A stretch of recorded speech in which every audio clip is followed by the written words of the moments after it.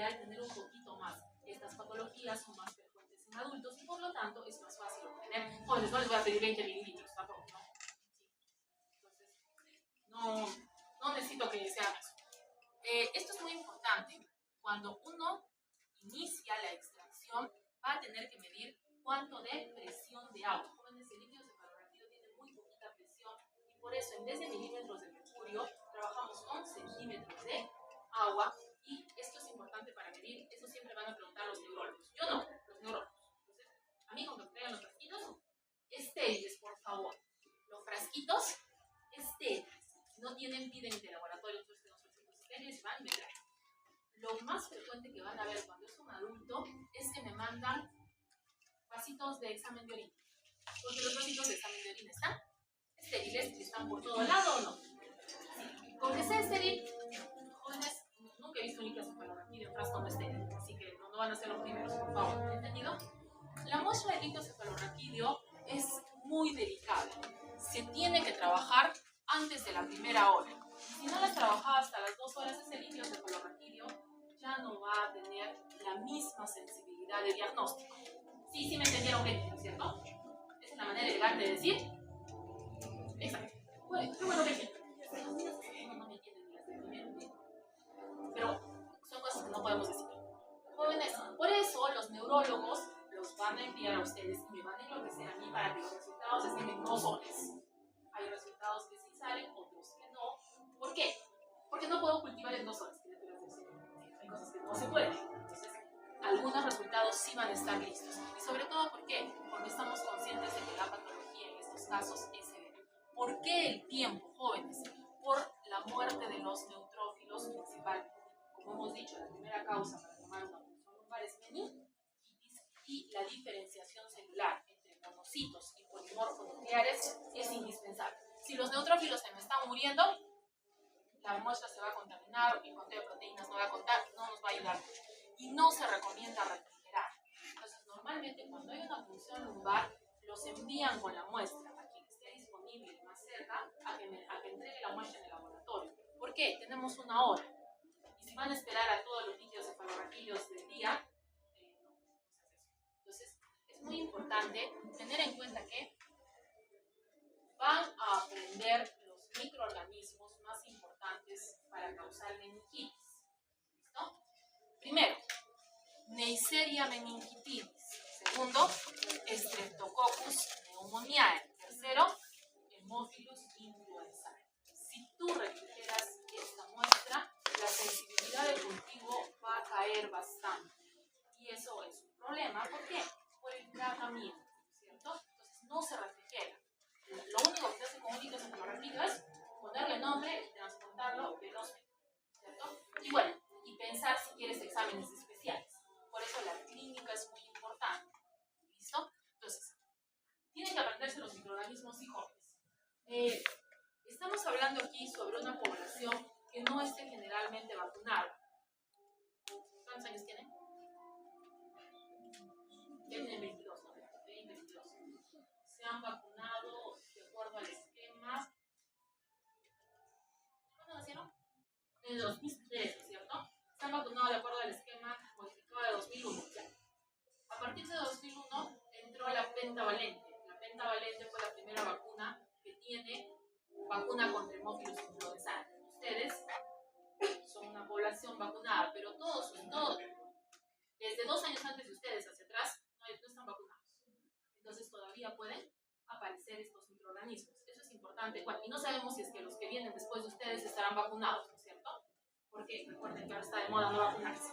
Entonces, ¿qué tengo que hacer con el líquido cefalorraquídeo? Primero, evaluar el aspecto físico. Es su obligación saber cuál es el aspecto físico de un líquido cefalorraquídeo. Luego, las pruebas químicas más importantes son glucosas y proteínas. Esto no es como el caso de la harina que vamos a hacer un montón de cosas. Son glucosas y proteínas y luego contar las células.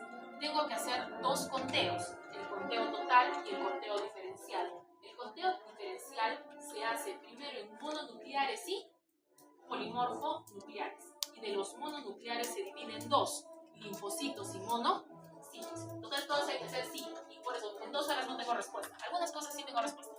La microbiología se hace primero en grano, luego el cultivo de dependiendo de lo que está sospechando el paciente. Obviamente, lo primero que siempre cultivamos son los 3 que hemos aprendido: Neisseria meningitis, Streptococcus pneumoniae y Haemophilus influenzae. Y luego vienen las pruebas moleculares y las inmunológicas de acuerdo a lo que esté sospechando el paciente y lo que tenga en mi laboratorio. Jóvenes, normalmente se le llama cristal de roca al líquido cefalorraquídeo porque parece agua pura, ¿sí? A veces cuando me lo traen en las botellitas de orina, dicen, está vacío. No, no está vacío. Hay unas gotas transparentes pegadas por ahí en la esquina que las rescatamos. ¿Cómo sabemos que está totalmente limpiecito? Tienes que leer a través del líquido. Esto es bien clarito, ¿cierto? Ahora, xantocromía, que significa amarillo. ¿Sí? Si el líquido cefalorraquídeo está amarillo, eso se llama xantocromía. Generalmente sucede porque se han roto hematíes. Por eso es muy importante el hecho de que tengamos 3 tubitos. Si es que ha habido una punción traumática, el líquido se va a poner amarillito a partir de 20 hematíes. O sea, bien poquito.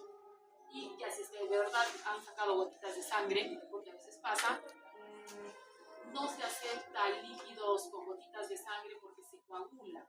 Entonces, normalmente lo que hacen los que tienen más experiencia cuando alguien ha pinchado lo que no debe, se mueven ligeramente. Y cuando el líquido cefalorraquídeo se vuelve claro, recién comienzan a cortar los tubitos, ¿no es cierto? Pues a veces justo agarran un vasito, entonces eso no nos sirve. Jóvenes, los glóbulos rojos se van a morir en 4 horas. O sea, por eso también es importante trabajarlo rápidamente. Xantocrómico real es cuando hay un exceso de bilirrubinas.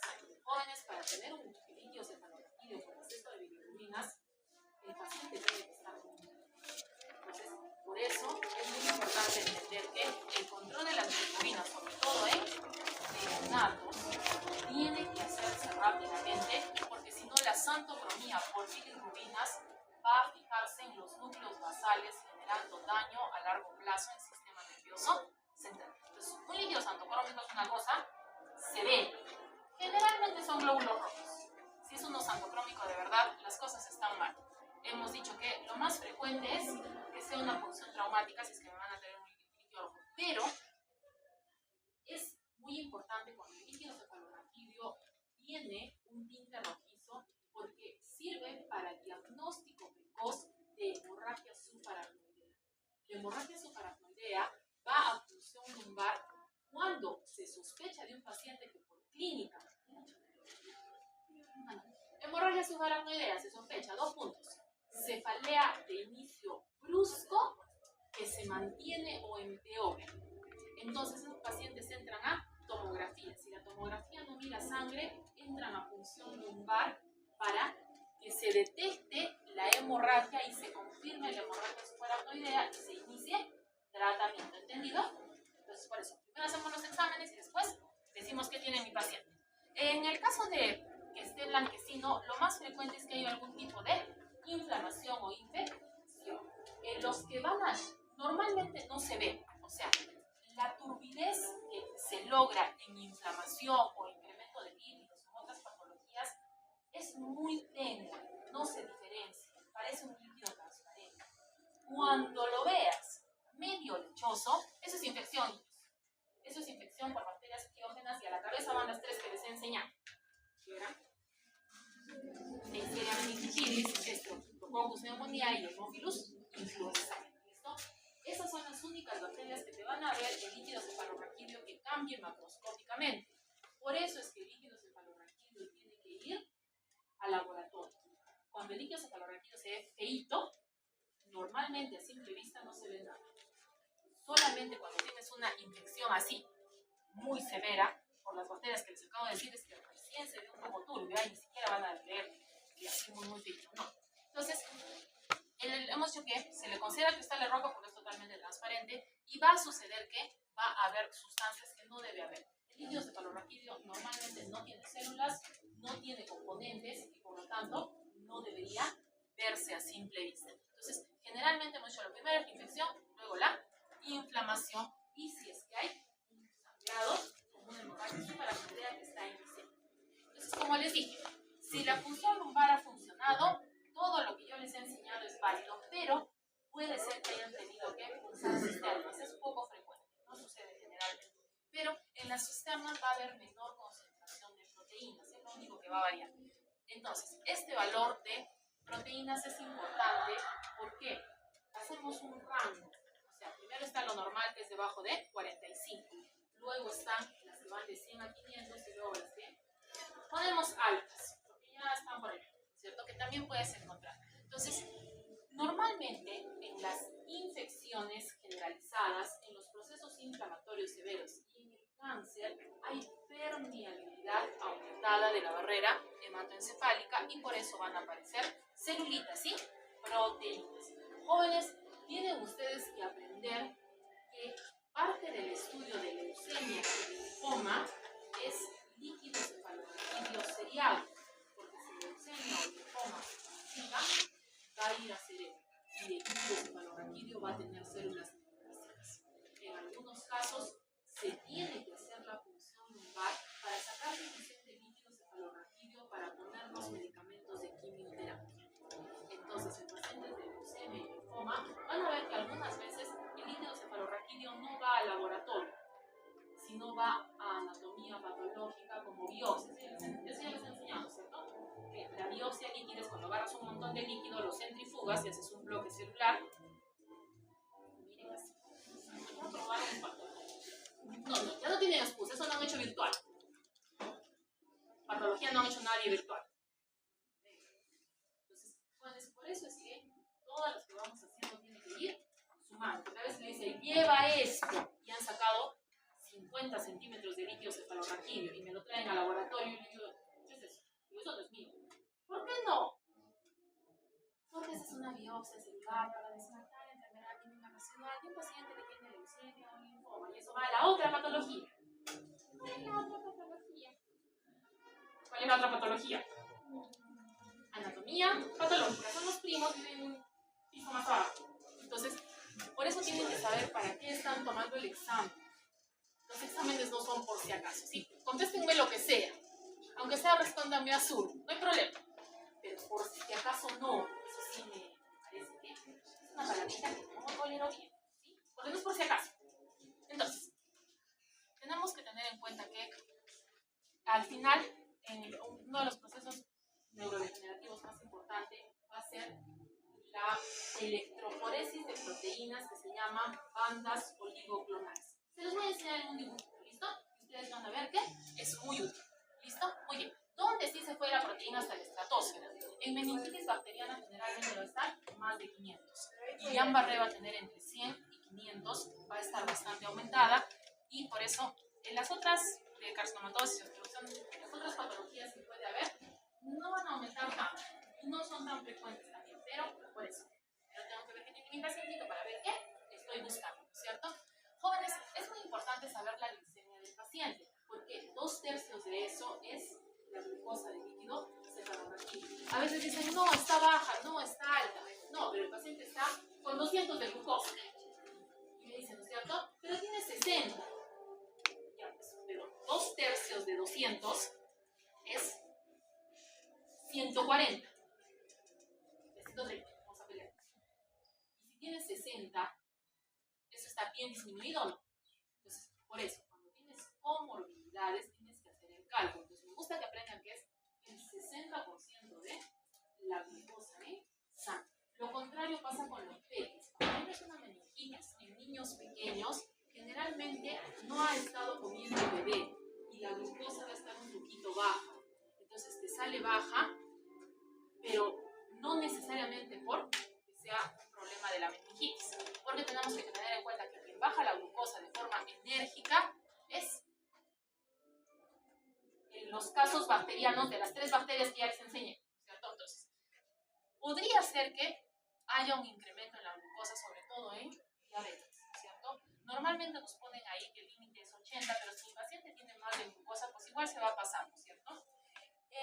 Esto también sucede en poliomielitis jóvenes, pero la verdad es que no tenemos poliomielitis, ¿no? Si volviera a aparecer, ahí nuevamente sería valioso el incremento de glucosa. El incremento de glucosa en líquido cefalorraquídeo no es frecuente y por eso tenemos muy poquitas enfermedades. Lo que es más frecuente es que sea disminución, ¿cierto? Y puede ser que el consumo mismo sea por células humanas o por células bacteria o por células hongo. ¿Listo? ¿Quién come más? La célula bacteria. La célula bacteria es la que más rápido come. Luego, las células, sobre todo cuando tienes carcinomatosis, o sea, cuando hay invasión del sistema nervioso central, también se van a comer la glucosa del líquido cefalorraquídeo, pero es como que un poquito más mesurado, no es así tan brusco. Y el honguito, ese es bien perezoso, come bien despacito. Entonces, a veces hasta le sale rayando lo normal, pero es porque come lento. ¿Quién es otro que come lento? Mycobacteria.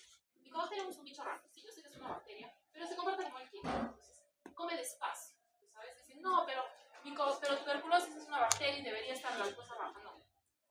Mycobacterium se comporta como quiere. Y entonces él también come despacio. Entonces, ¿quiénes son las glotonas que comen rapidito? Las bacterias que les he dicho más E. coli.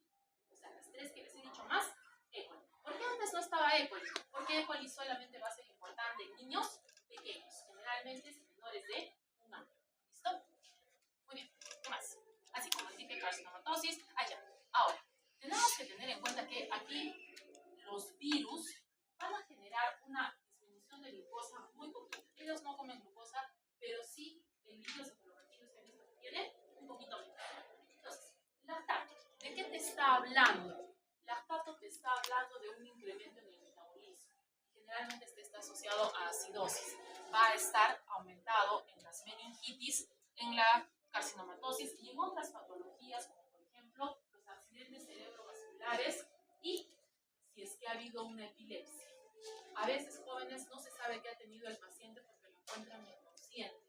Entonces tenemos que saber si es que hubo una confusión o no. Una de las pruebas que hacemos es esta. ¿Por qué? Porque está inconsciente. Y entonces se puede hacer una función lumbar. Jóvenes, ¿qué es lo normal? Que no haya células.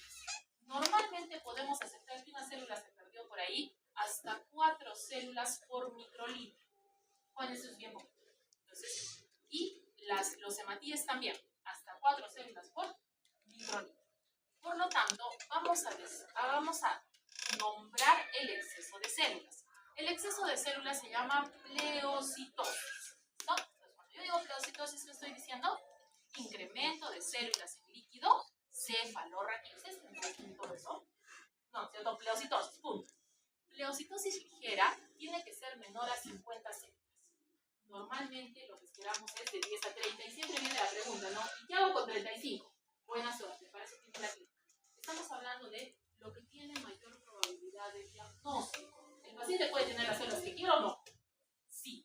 Yo les estoy hablando de aquello que tiene mayor probabilidad de diagnóstico. Entonces, entre 10 y 30 células, lo primero que podemos tener es una meningitis tuberculosa. Porque ya les he dicho, el Mycobacterium va despacito.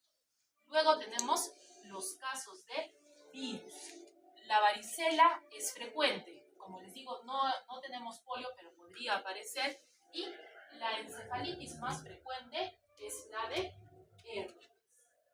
Un poco más frecuente la de herpes 1, pero herpes 1 y herpes 2, los dos dan encefalitis. ¿Por qué les digo esto? Porque a veces tu paciente tiene líquido cefalorraquídeo patológico y no pega con bacterias. Hay que pensar en los virus. ¿Listo? Muy bien. Y los tumores del sistema nervioso. Porque ellos también van a tener unas cuantas células que están escapando. La pleocitosis aumentada, ahí tenemos dos rubros. Más o menos de 100 hasta máximo 1000, generalmente es hasta 500. Y de ahí son los miles de miles. Los que son miles de miles, eso sí es meningitis purulenta. Y los que están de 100 a 500, ahí van los honguitos y también puede entrar meningitis tuberculosa cuando son un poquito más avanzados. Por eso también no solamente es cuál es el microorganismo, sino cuánto tiempo ha pasado. A veces la meningitis tuberculosa no se nota. Y lamentablemente, como avanza despacito, a veces la meningitis tuberculosa siempre va mal. Siempre son problemas. ¿Entendido? Muy bien. Ahora, ¿cuál es el recuento diferencial? ¿Qué les dije? ¿Qué es lo primero que hacemos? Dividir en dos grupos. ¿Sí? ¿Qué tal si comenzamos en orden de número? ¿Un solo núcleo? Mononucleares. ¿El otro? Polimorfonucleares. Los mononucleares tienen que dividir en linfocitos, ¿sí? Monocitos. ¿Listo? Entonces, cuando tienes jóvenes, ¿qué son los neutrófilos? Los polimorfonucleares más abundantes. Cuando tienes neutrófilos, tienes que pensar en meningitis purulenta. ¿Quiénes tenían los tres meningitis purulenta? Meningococo, ¿qué más? Streptococcus, pneumoniae, Pneumocilus influenzae, y ahí también podemos poner a la E. La E. coli también va por ahí, ¿listo? Muy bien. Predominio de linfocitos. Ahí vamos a tener el caso de tuberculosis, meningitis tuberculosa y vírica. Jóvenes, sífilis terciaria o neurosífilis es bien baja. Como ahora tiene bastante tratamiento, ya es un poco probable. Pero si se acuerdan cuando les enseñé, cuando se les sacaban los diagnósticos diferenciales, ¿qué se dice? Tuberculosis. Muy bien. Y después, porque ya Alfonso dijo tuberculosis. Esa va al final. Sífilis. Sífilis tiene como nombre clásico en la literatura romántica la gran simuladora. Cualquier cosa puede ser sífilis. No es tan frecuente porque actualmente tenemos tratamiento, pero podría ser que se pase. Además, acuérdense que están tratando de aprobar el examen, ¿cierto? Después de que el compañero diga tuberculosis, se dice sífilis y después cáncer. ¿Sí? Es que cáncer de primera impresión como que ya lo último, no sé, cuando ya después de tuberculosis y sífilis, es sí cáncer. ¿Listo? Entonces, ahí sí queda. ¿Listo? Es cierto que este es un parámetro, pero es muy poco frecuente. Tendríamos que hacer más pruebas. No la hemos profundizado porque casi no se ve. Lo que sí van a ver es síndrome de Guillain-Barré. En el síndrome de Guillain-Barré vas a tener teleocitosis ligera, pero a predominio de mononucleares, sobre todo linfocitos. ¿Listo? Eso es muy importante. Puedo encontrar eosinófilos, sobre todo si me encuentro un parásito. Es poco frecuente, pero puede pasar. ¿Qué parásito les enseñé en el cerebro? ¿No les he enseñado? No les enseñé yo, perdón, son las otras mismas. Cisticercosis. Neurocisticercosis es una enfermedad frecuente en nuestro país, ¿sí? Entonces, pensé que eran las otras mismas. No soy yo, sí, no soy yo. Entonces, los histiocitos son unas células especiales que te van a hablar de una transformación del sistema inmune que están tratando de defenderse de algún proceso neoplásico. Entonces, esto de aquí lo cuentan los compañeros de anatomía patológica, pero es importante saber. Y si es que hay macrófagos, vinieron de la sangre. ¿No? Tú vas a ver un macrófago, no es generalmente de el líquido cefalorraquídeo, sino que ha habido un sangrado. Generalmente, hemorragia subaracnoidea. O si no, que hay algo raro dentro del líquido cefalorraquídeo, pero es todavía más raro. ¿Entendido? Muy bien. Entonces, ahora vamos al examen microbiológico. ¿Qué es lo primero que vamos a hacer? Centrifugar jóvenes. Porque, como les he dicho, el líquido es bien transparente siempre, ¿no? Entonces, necesitas juntar las bacterias para poder incrementar el rendimiento. ¿Listo? Entonces, el sobrenadante que voy a hacer, las pruebas de aglutinación en látex. ¿Por qué tengo que hacer estas pruebas? Son mucho más sensibles. Tienes que tener en cuenta que si el líquido está transparente, el paciente no está tan mal. No van a esperar que se ponga mal, ¿verdad? Entonces, las pruebas de aglutinación en látex tienen mayor sensibilidad con menor muestra. Por eso vamos a separarlas. Y del sedimento que voy a hacer en primer lugar, la coloración. ¿De qué va a depender la coloración? De lo que ustedes me pongan en la cartita, ¿no es cierto? No me da la cartita. Doctor, le mando líquido cefalorraquídeo. 2 puntos. Yo sospecho que mi paciente tiene un hongo, un parásito, una bacteria, un cáncer, o no tengo ni idea de qué me está usted diciendo y por eso dígame por favor cuál es, ¿cierto? ¿Por qué? Porque las coloraciones son diferentes. Cada uno de los microorganismos que se ha hablado tiene una coloración propia, ¿sí? Siempre comenzamos por Gram, porque eso es lo que es, pero luego vienen y dicen, ¿por qué no le han hecho? Porque usted no ha pedido. Y además tengan en cuenta, joder, si me mandan 3 gotas de líquido cefalorraquídeo, no, pues no le voy a hacer todos los exámenes, ¿cierto? Y de ahí tienes el cultivo primario, donde cualquier colonia significa que el paciente está mal. ¿Por qué hacemos siempre cultivo? Para incrementar la sensibilidad del diagnóstico. Jóvenes, a veces en el Gram no miro nada, pero cuando cultivas, ahí aparece una colonia. ¿Sabemos quién es el culpable? Porque el líquido cefalorraquídeo es perfectamente estéril. ¿Ha quedado claro? Muy bien. Entonces, el Gram jóvenes es altamente específico. ¿Por qué? Porque si se recuerdan, cada uno de los microorganismos tiene una característica de Gram propia. Y sí se lo tienen que acordar. Uno. ¿Cuál es el uno? Meningococo. Punto en nomás. Diplococo Gram negativo con forma de granos de café. 2. Streptococcus pneumoniae, Coco gram positivo. 3. Haemophilus influenzae, bacilo gram negativo porco. 4. Escherichia coli, bacilo gram negativo. Entonces, por eso yo te voy a reportar, no que estoy sospechando en la bacteria que les acabo de decir, simplemente te puedo reportar lo que estoy mirando. Porque ahora que resulte que puede ser otra cosa, si resulta que puede ser otra cosa, ¿listo? Entonces, en este caso, ¿dónde sí voy a mirar? Si es que en el cultivo hay suficientes bacterias para que me salga 10 a las 5 de unidades formadoras de colonia, ¿se acuerdan como en el examen de orina? Que están por todo lado. Ahí con seguridad yo les voy a mirar algo en el gramo. Si es que es menos de eso, la sensibilidad va a disminuir. A veces decimos en el gramo no hemos logrado ver. No. Entonces vamos a esperar a los cultivos. O que nos salve, ¿quién nos va a salvar? La aglutinación en el látex, porque tiene mucha mayor sensibilidad. Si están pensando en un criptococo neoformans, ¿qué tipo de microorganismo es un criptococo neoformans? Un hongo, ¿cierto? Este honguito tiene por función específica hinchachina, pero para esto tienes que tener una cantidad más o menos importante. Si son muy poquitos criptococos, a veces no se va a dar, ¿cierto? Pero jóvenes, este hongo lo tienen que conocer. Es el único hongo que vamos a ver en meningitis. No va a aparecer otro. ¿No? Entonces, ¿cuál es el hongo? Por favor, dice meningitis fúngica. ¿Qué estamos hablando? Jóvenes, ¿a quién le da criptococo neoformans en meningitis? Solo a los pacientes VIH. Tienes que tener el sistema inmune muy malito para que pueda entrar. Entonces, generalmente es un pacientito VIH. Entonces, tengo mi pacientito VIH, mando mi líquido cefalorraquídeo, ¿qué digo? ¿No? Porque a veces me dicen, ay doctora, pero es que es VIH. Y yo, ¿y cómo yo voy a saber que el paciente es VIH? Si no me han mandado la cartita, ¿no? En la cartita me tienen que poner tinta china. Antes lo hacen para el paciente VIH, entonces puede ser. Y si Nielsen tienen que recordarse que es para Mycobacterium tuberculosis. Espero jóvenes que nunca vean una tuberculosis benigna. La posibilidad de sobrevivir es pequeñita. No he visto que sobreviva. He visto 2 en mi vida, porque Dios bendiga la vacuna. Y no, 6 semanas. Entonces, si es una meningitis tuberculosa, las cosas están bien. Entonces, las pruebas de aglutinación, ¿qué me permiten?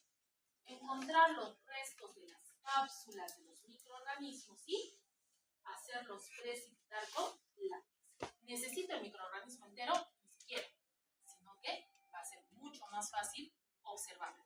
Tengo que tener en cuenta que se utiliza, ¿por qué? Porque es bien rápida. Mezclas, esperas y lees. Rapidito, ¿cierto? Ahora, es muy importante que el paciente no haya recibido tratamiento, porque esto va a hacer que disminuya la sensibilidad, porque a veces las bacterias han ido muriendo y no va a ser. Muy bien, ¿quiénes son los que tienen cápsula? Streptococcus pneumoniae, Haemophilus influenza, meningococo, y aquí vienen estos dos. Streptococcus agalactiae, que también se llama como Streptococcus del grupo B. ¿Por qué me hacen aprender eso? Porque en los resúmenes y las historias clínicas es de forma aleatoria. O sea, te dicen es un Streptococcus agalactiae, o te dicen es un Streptococcus beta hemolítico del grupo B. Es exactamente lo mismo. Y Streptococcus agalactiae y E. coli son muy frecuentes en meningitis de los niños menores de 1 año. Es mucho más frecuente en meningitis menores de 6 meses. Jóvenes, ustedes dirán, la E. coli tiene cápsula, doctora. La cepa K1, K es el antígeno de cápsula. Tiene cápsula y por eso esa es la que causa meningitis. No es la misma de ITU. Entonces, las E. colis tienen diferentes cepas. Entonces, generalmente, mis microorganismos capsulados van a ir a látex. Entonces, ustedes vienen y dicen, doctora, ¿y le podemos hacer látex a criptococo? Sí, porque tiene cápsula, ¿cierto? Y luego vienen y me dicen, doctora, ¿le podemos hacer látex a herpes? Entonces, los exámenes tienen indicaciones y tienen limitaciones. Me van a pedir látex para sífilis, por ejemplo. Entonces, los cultivos generalmente asumo que son uno de los 3 que les he dicho, ¿cierto? Asumo que es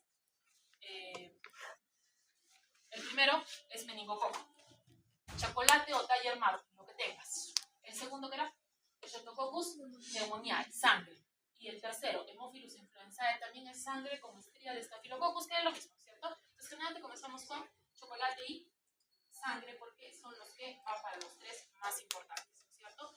La positividad es muy buena si mi paciente no ha iniciado antibiótico, pero a veces el paciente está tomando antibiótico por otra cosa, porque en algunos casos es complicación de una infección. La que más se complica a meningitis en los niños es otitis. Pobre que me dejen un niño con otitis sufriendo. Si aparece con meningitis, ¿qué hacemos? Entonces, si es que ha ingerido antibiótico al paciente, la sensibilidad va a caer muchísimo. Pero se recuerdan que teníamos la posibilidad de colocar resinas que quelan o atrapan antibióticos. Eso se utiliza frecuentemente en líquidos cefalorraquídeos. Aparte de los cultivos primarios, utilizamos residuos de cultivo que quelan antibióticos para incrementar la probabilidad de recuperar al microorganismo, porque hemos quedado en que la meningitis es una enfermedad grave, ¿no es cierto? Muy bien. Ay, Dios mío. Jóvenes, tienen que aprender este valor de glucosa. 18 o menos de glucosa es una infección bacteriana de las bacterias tradicionales. Ahí casi no quedan dudas ni murmuraciones. Y por eso tienes que esperar que el cultivo te dé o sí, ¿cierto? Entonces, lo que sucede es que a veces el cultivo tarda un poquito.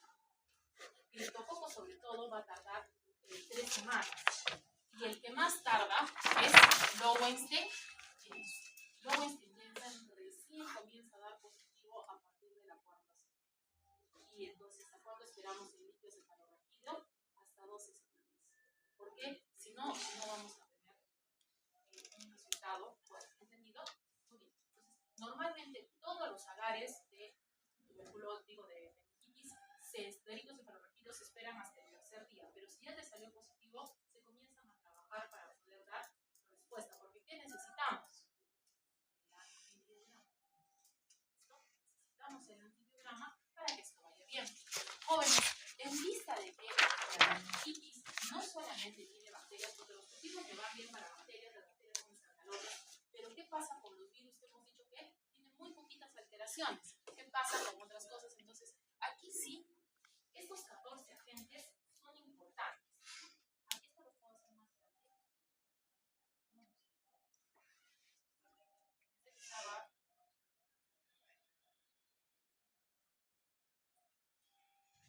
¿Se lee? ¿Se lee? Sí. Muy bien. Entonces, ya están las bacterias, ¿no es cierto? Las mismas. En nuestro orden, ¿cómo va? Meningitis, Pneumoniae, Influenzae. De ahí viene Escherichia coli, Agala. ¿Y ahí de dónde apareció este? Listeria monocytogenes, el principal responsable de meningitis después de que el recién nacido ha cumplido 7 días. Esto tengo que saber, doctora, sí, porque Listeria monocytogenes es un patógeno específico. La meningitis en los recién nacidos después del 7º. Y es bien contagiosa porque quien contagia es la mano. Virus. ¿Quién les dije que iba primero? Herpes. 1 y 2. Segundo, varicela. Tercero, enterovirus. Son varios enterovirus, uno de ellos es el ECO. Luego el citomegalovirus, el herpes 6 y el paraeco no son muy frecuentes, pero jóvenes, estos no tienen diagnóstico. Este array es bien importante porque trabaja con PCR, pero no es frecuente que lo tengamos en hospitalización. Jóvenes, no he visto que los hospitales de atención general tengan exámenes específicos para virus en líquido cefalorraquídeo. Si es que es una situación grave, porque sí les enseñé, esto sí les enseño, ¿cierto? La definición de encefalitis, ¿qué cosa era? Meningitis, pero, ¿cierto? Si la meningitis me preocupa, ¿qué creen que opino de la encefalitis? La probabilidad de que no sobreviva es alta. Entonces, muchas veces van a tener que enviar. Una vez sí, me mandaron a mí para hacer anticuerpos contra herpes. Yo no hago. ¿Y qué era?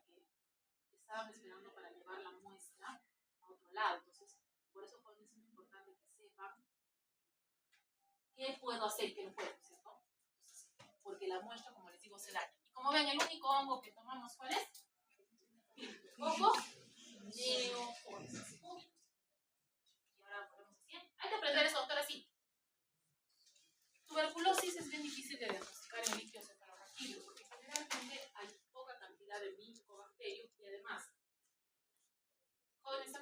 sobreviven mis pacientes con meningitis tuberculosa? Menos de 6 semanas. ¿Cuánto tarda el cultivo? Entonces, por eso es que GeneXpert es muy importante para el diagnóstico de meningitis tuberculosa, porque va a utilizar el material genético mediante PCR y no solamente eso, va a buscar los genes de resistencia para rifampicina. Y entonces, por lo menos me va a decir, en primer lugar, si mi paciente tiene, y en segundo lugar, si ya es una cepa resistente. Obviamente, otra gran ventaja es que va a tardar 2 meses. GeneXpert está dentro del protocolo de PCT y tenemos en el laboratorio de referencia de aquí. No siempre se utiliza, no siempre es reactivo y obviamente tenemos que tener la sospecha a tiempo para poder utilizar. Entonces, ¿cuáles son los que más rinden para diagnosticar meningitis? Si tenemos cefalea, alteración de conciencia y rigidez de nuca, sobre todo, ahí tengo los 4. Ya están. ¿Ya hicieron cuáles son las alteraciones de conciencia? Entonces, primero están ustedes, ¿cierto? Atentos, despiertos. Luego cuando tienen sueño, pero los codean y despiertan. Luego cuando tienen sueño, pero solamente despiertan cuando lo pellizcan. Y luego comen, ya no despiertan. ¿Listo? Entonces, primero son 4 estadios. Primero es normal y luego es ondulado, estupor y luego ¿cómo? Entonces, jóvenes, ¿qué va a suceder? Es muy frecuente que aparezca la meningitis aséptica. ¿Cuál es el concepto? Tienes pleocitosis, pero el cultivo, ya sea en sangre o en líquido cefalorraquídeo, es negativo. Cuando estás sospechando meningitis, tienes que hacer cultivos hemocultivos, tienes que cultivar sangre también. ¿Por qué? Porque para llegar a la meninge tiene que haber estado en otro lugar. Es frecuente que puedas encontrar la bacteria también en sangre. Por ejemplo, para encontrar neumococo, el más sensible es hemocultivo. O sea, es más fácil encontrarlo en sangre que encontrarlo en otros sitios. ¿Listo? Entonces, ahí es donde dijimos que tenemos que pensar en los virus. Por eso les digo, primero va HIV, herpes sí, varicela. La única opción que tengo es hacer PCR. Si no tengo PCR, hay que ver qué se puede hacer, pero ahí hay que acomodarse, ¿cierto? También puede ser que tengamos un absceso cerebral. Entonces, el líquido cefalorraquídeo va a tener incremento de células, pero no estás observando los microorganismos. Ahora, si es que mi paciente ya ha tenido tratamiento, recuperar las bacterias para el cultivo va a ser difícil. Entonces, a veces hay que continuar con el tratamiento para terminar. Listeria monocitógenes, que les dije que era la causa más importante de meningitis en neonatos mayores de 7 días, generalmente no se recupera el líquido cefalorraquídeo, no colabora, ¿no? Y lo otro es pensar en una neoplasia. Entonces, por eso les digo, generalmente el pacientito va a tener el líquido claro. ¿Dónde se pone turbio mal? Cuando es una de las bacterias que sí son purulentas, ¿cierto? Que ya hemos aprendido. Entonces, luego, las celulitas. No aceptamos menos de 5, no aceptamos más que 5. Y si tenemos más de 1000 y son polimorfonucleares, entonces ya le echamos la culpa a las 4 bacterias que les he hecho aprender. En el caso de las meningitis bacterianas, habíamos dicho que nuestro punto de corte es 18. Si es menos de 18, es una meningitis bacteriana de las 4 bacterias que te dije y punto. Y las proteínas pueden estar más de 45, pero generalmente jóvenes me salen por 400, 500, lejos. Ahora, listeria va a tener polimorfonucleares y linfocitos. Eso se comporta medio raro. No come mucha glucosa y las proteínas van a estar discretas, entre 100 y 500. Ahora, los virus, como comprenderán, van a tener sobre todo linfocitos y la glucosa va a estar normal, igual que las proteínas generalmente. O sea, puedo encontrar a veces 45, 50, una elevación así chiquitita. Mycobacterium tuberculosis va a tener linfocitos, sí disminuye la glucosa, pero no es tan brusco como la otra. Y tenemos de 100 a 500 de proteínas. Y más bien, en el caso de criptococo, que es la única parasitaria, también va a ser. Entonces, Mycobacterium tuberculosis y criptococo se parecen bastante. ¿Listo? Y sí es frecuente que las dos sucedan en pacientes con VIH. Entonces hay que estar al pendiente. La meningitis parasitaria vamos a tener sobre todo eosinófilos, ¿cierto? Eso es lo más raro.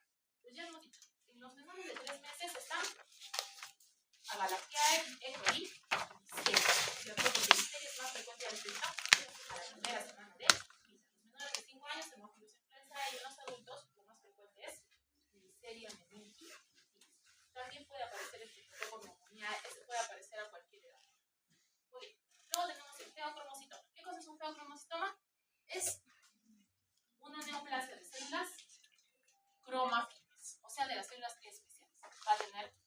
catecolaminas. ¿Cómo lo reconozco? Por las P's.